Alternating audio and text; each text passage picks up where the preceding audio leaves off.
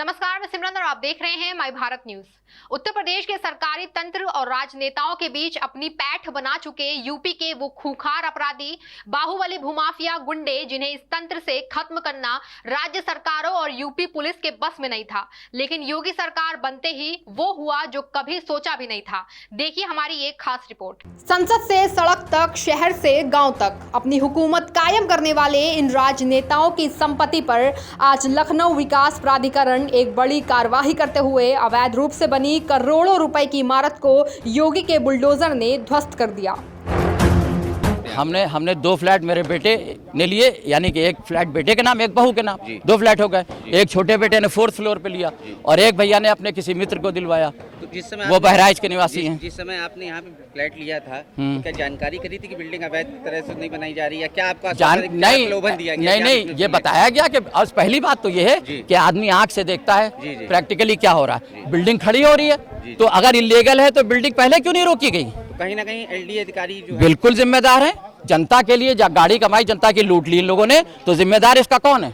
LDA जिम्मेदार नहीं होगा कि आप गिरा रहे, पहले आपने क्यों नहीं गिराई? जब आपका यहाँ पैसा लग चुका, बिल्डिंग गिरा दी गई, तो अब गिराई गई है, तो किस तरह से भरपाई, क्या आपके साथ क्या भरपाई कौन करेगा? ना आप करेंगे ना कोई सरकार करे ना भैया। उनको पकड़े ना, जेल में डाले, उनसे वसूले, ये गिरवाइए, ये देखिए इनकी बिल्डिंग फोटो खींचिए, ये डालिए इसको, ये भी इलीगल है, ये इलीगल है, इसको गिरवाइए, इसको भी गिरवाइए। तो कहीं ना कहीं आप देख रहे हैं कि जिन लोगों ने यहाँ पे फ्लैट ले रखा था, उनका ये सीधे तौर पे कहना है कि जब एलडीए अधिकारी उस समय ध्यान नहीं देते, जब बिल्डिंग बनाई जाती है, लोगों की गाढ़ी मेहनत की कमाई बिल्डिंग में चली जाती है, उसके बाद बिल्डिंग गिरा दी जाती है। 4 फ्लैट, 7 फ्लोर कैसे बन गए? देखिए साफ तौर पे कह रहे हैं कि 7 फ्लोर बन चुके थे, उसके बाद एलडीए जागा है, बिल्डिंग गिराई, फोटो खींचिए, 7 बिल्डिंग अब गिराए गए, इनकी गाढ़ी कमाई जा चुकी है। सरकार से कहीं ना कहीं बताना चाह रहे हैं कि हमारी जो गाढ़ी कमाई सरकार हमें वापस दे मुआवजे के तौर पे।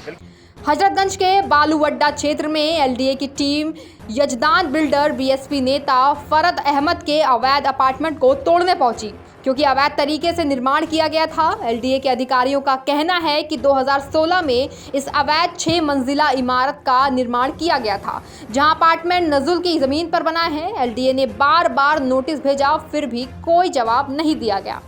प्राधिकरण ने करीब 3 महीने पहले इसके ध्वस्तीकरण का आदेश पारित किया था।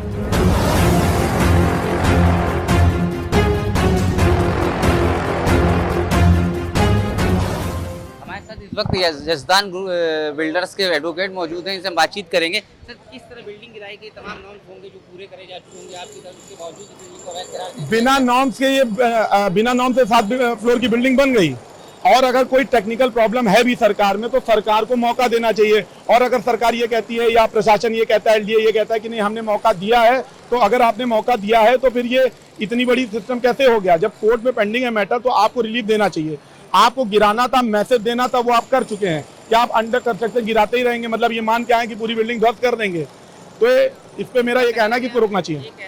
कहीं ना कहीं आप ये कहना चाह रहे हैं कि शासन तौर पे बिल्डिंग गिराई जा रही है क्या? नहीं, मुझे ये कहने की क्या जरूरत है? मैं तो आप एक आम अधिवक्ता और एक आम आदमी की हैसियत से ये कहना चाह रहा हूँ कि अगर कुछ गलत हुआ है तो उस पर अब कार्रवाई रोक देनी चाहिए। काम भर की कार्रवाई हो चुकी है, इतना बड़ा प्रशासन आया है, कौन प्रशासन के खिलाफ काम करेगा या कौन कुछ करेगा?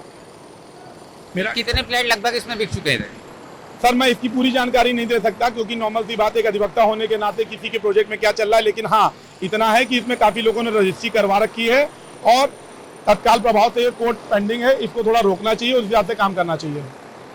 तो आपने सुना, ये थे यजदान ग्रुप के एडवोकेट, जिन्होंने साफ तौर पे कह रहे हैं कि जिस समय ये चीजें हो रही थी, हमने बिल्डिंग के फ्लैट लगातार बना दिए थे, कोर्ट में मैटर पेंडिंग था, उसके बावजूद ये बिल्डिंग गिराई जा रही है।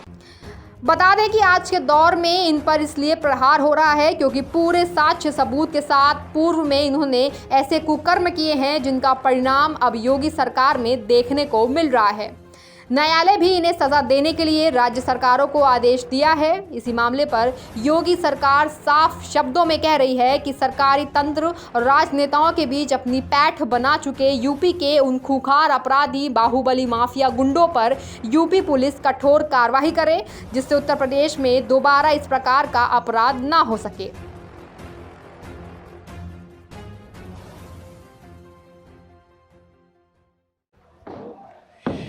हम इस वक्त उत्तर प्रदेश में योगी सरकार आने के बाद से एक बार फिर से एलडीए एक्शन मोड पर नजर आ रहा है, चूंकि बुलडोजर बाबा खुद गद्दी पे दोबारा बैठ चुके हैं। और इस वक्त हम खड़े हुए हैं हजरतगंज के बालू अड्डे पे, जहाँ आप देख सकते हैं कि एक इमारत जो 7 मंजिल खड़ी कर दी गई थी अवैध तरह से बनाकर, उसके ऊपर बुलडोजर चला है।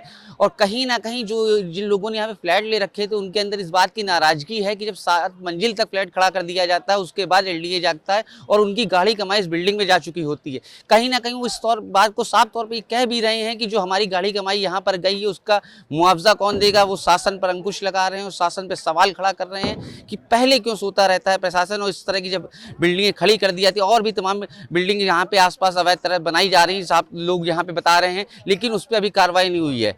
लोगों का ये कहना है जो यहाँ पे फ्लैट ले चुके तो कह रहे हैं कि हमें मुआवजा कौन देगा। लखनऊ से कैमरामैन संतोष के साथ निखिल शुक्ला, माई भारत।